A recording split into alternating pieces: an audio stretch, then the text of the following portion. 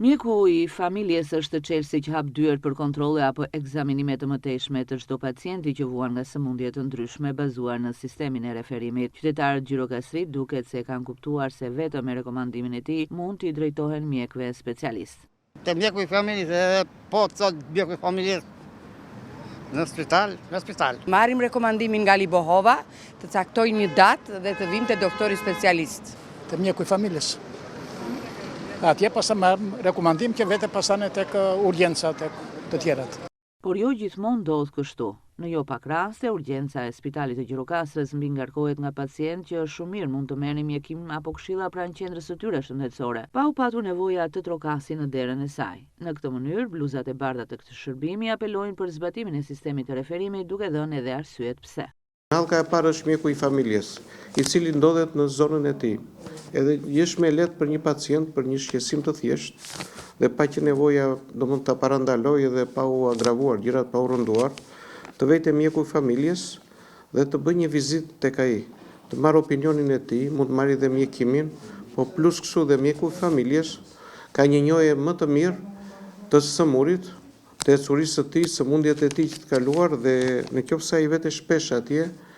dhe ai është, domethënë në çdo vizitë, domethënë krijon një konkluzion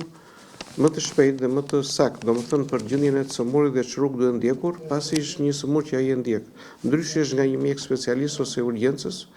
kur paraqitet një I sëmur nga një lagje ose nga një zonë, pasi ai nuk njihet dhe nuk njihet historia e tij, plus dhe në urgjencë shumë herë urgjenca ka mbi kërkesë pune dhe sidomos në orët e pikut, domethënë puna është shumë e mbi ngarkuar. Kartela bazë për çdo pacient është kartela në lagje, atë janë tërë ekzaminimet, të tërë konsultat, plus nëse I sëmuri mund të bëhet sëmur kronik në moshën e tretë, domethënë edhe ajo përfitimi I do ketë nga ndihma e shtetit në subvencionimin e ilaçeve, ekzamineve, do jetë më mirë pasi do jetë e dokumentuar sëmundja në vite. Në rastet kur urgjenca vihet më në vështirësi, janë ata që paraqiten për herë të parë dhe nuk janë në dieni të statusit të tyre shëndetësor. Kjo është arsyeja pse të paktën pas moshës 50 vjeç duhet krijuar me patjetër një lidhje me mjekun e familjes për të mbajtur në kontroll shëndetin. Nëse një sëmur vjen për herë të parë në urgjencë, domethënë na sjell një mbingarkesë të madhe se në të njëjtën kohë duhet bëjmë dhe punë e mjekut të familjes dhe specialist, edhe është një punë që duhet bërë në kuptimin në kohën e saj me avash, domethënë urgjenca kryesisht merret me raste të urgjenta, me diçka që ndodh papritur, me diçka që është e rëndë dhe japim ndihmën e parë.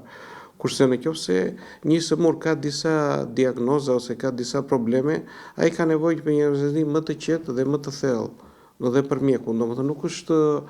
një ekzaminim përshtatshëm që të bëhet në urgjencë, domethënë plus dhe neve na bllokon se na merr orën, edhe na bllokon në vizitat që ne mund të kemi vizitat e tjera urgjente. Plus dhe personi merr dhe një risk,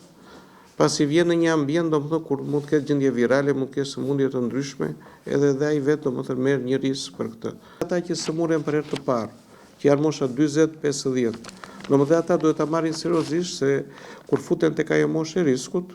domethënë ato shqetësimet që ka njeriu, jo tensioni, jo mbi pesha, jo ndonjë problem pulmonar, problemi gjakut, domethënë duhet ta marrin më qetë dhe duhet I bëjnë vizitat e mjeku I familjes specialistët për ta parë, edhe nëse nuk kanë ndonjë gjë, po për ta dinë që ku janë.